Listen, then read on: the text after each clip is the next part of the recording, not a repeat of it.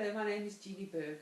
I'm a pharmacist and a diabetes educator, and I stay in a town called Secunda, which is in a rural part of sunny South Africa.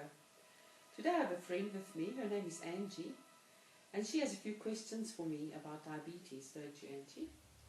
Yes, I do. Could you please explain to me what diabetes means, and if I were diagnosed, what would it mean for my future? Well, diabetes is a chronic disease, and it's characterized by continuous high blood glucose in the body, right? And this high blood glucose obviously causes a lot of damage when it travels through your body in the blood. So for your future, you would be having a lot of complications you need to think about. Right, so what kind of complications are we talking about? Well, complications for diabetes are classified into microvascular and macrovascular complications.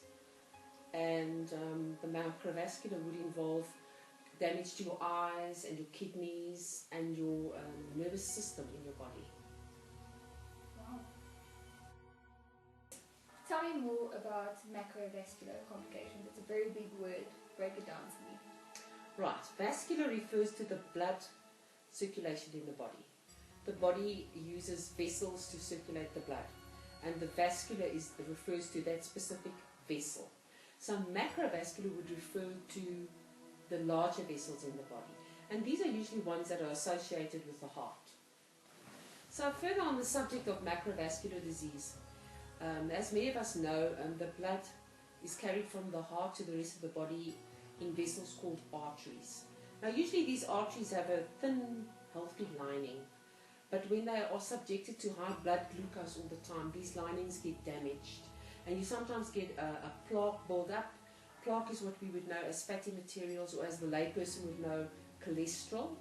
And this plaque would build up in these arteries, and it could actually cause a total blockage, or the plaque could come loose, it could rupture, and it could cause a blood clot, which would go to a certain part of the body or the brain, and this would probably be known as a stroke. So, Jeannie, what other parts of the body could be affected by this build-up? Do you mean the build-up of the plaque in the arteries? Yes. Well, basically, macrovascular disease is characterized into three different groups.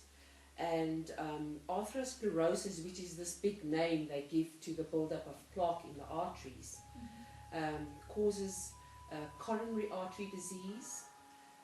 It also causes a stroke. And then there's a thing called peripheral artery disease, which are very big words, which means that the arteries that go to the lower limbs of the body are affected. Like your feet and your legs. Like your feet and your legs. So, Jeannie, how would I know that I'm developing symptoms of macrovascular complications? Well, as I said, the macrovascular complications, they've got three different categories. So let's talk about the coronary artery disease first. An easy way to refer to coronary artery disease is like heart attack, because your heart is involved here.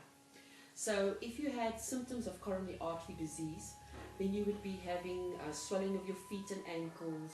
You would always be feeling tired and out of breath, and you'd also be feeling like you have palpitations, and those are the symptoms of the coronary artery disease. Talking about stroke, yes. I'm sure you've seen a person who has stroke. I have. Usually they would be paralyzed on the one side of their body. Yes. They have a numbness or tingling in their face and in their hands, and they have slurred speech. And then something else they would also have, they would impaired vision, and these would all be symptoms of stroke. Yes. Right, peripheral arterial disease, as I said before, involves the lower limbs of the body. And the first symptoms that you would actually see if you start developing this disease would be that your legs are cooler than the rest of your body. Your calves would be painful when you walk, and your feet would even be painful when you are resting them. And something else you may notice is that you have a loss of hair on your legs. And this is, of course, as a result of the lesser blood flow to your legs. So just to summarize what we've been talking about. We know diabetes is hard. Don't be discouraged. work with your health team, bring your side, take the first step. Always remember, the longest journey starts with the first step. Let's just go out there and stop diabetes.